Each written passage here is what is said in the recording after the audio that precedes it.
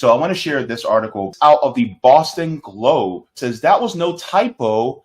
The median net worth of Black Bostonians really is $8. So this actually talks about how there is a massive wealth disparity that we see among Black people in Boston compared to white people in Boston.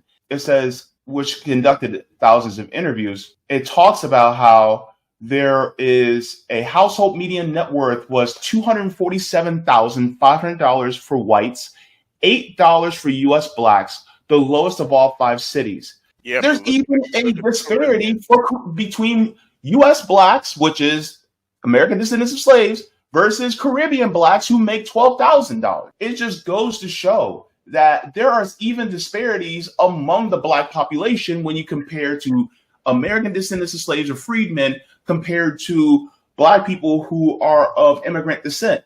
It is just crazy, the gulf that we see. And I just wanted to bring one of those things out as well. Yeah, I was just going to say, having lived here, it's true. They got a lot of that data from Dr. Sandy Darity, because when Dr. Sandy Darity came on, he was like, they got that information from me, but because they don't mention that in the article, but that's what they got the data from.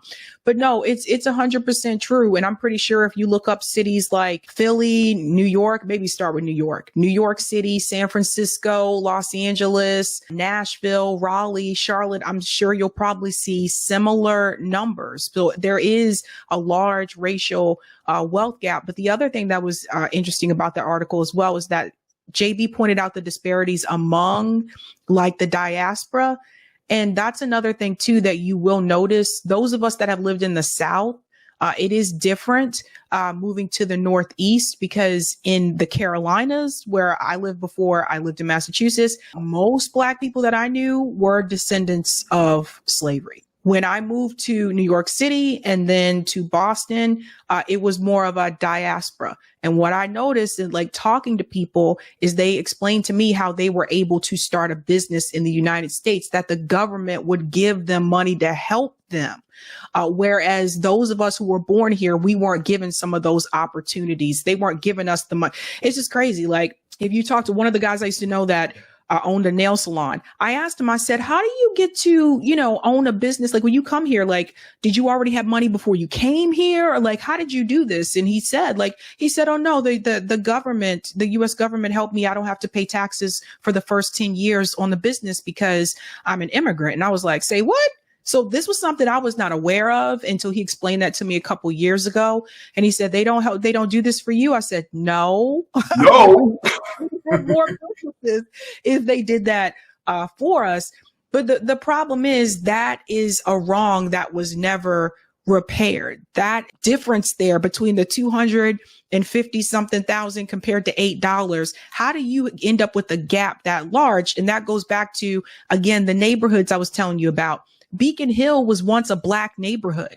Black people can't afford to live in Beacon Hill now. That's where a lot of, like, Tom Brady had a house in Beacon Hill. So this is what people have been pushed out. You mentioned this before about New York City, JB, about Central Park. That was once Seneca Village.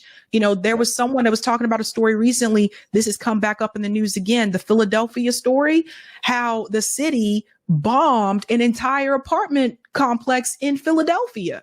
Talking about Move, right? Move bombing. Talking about Move.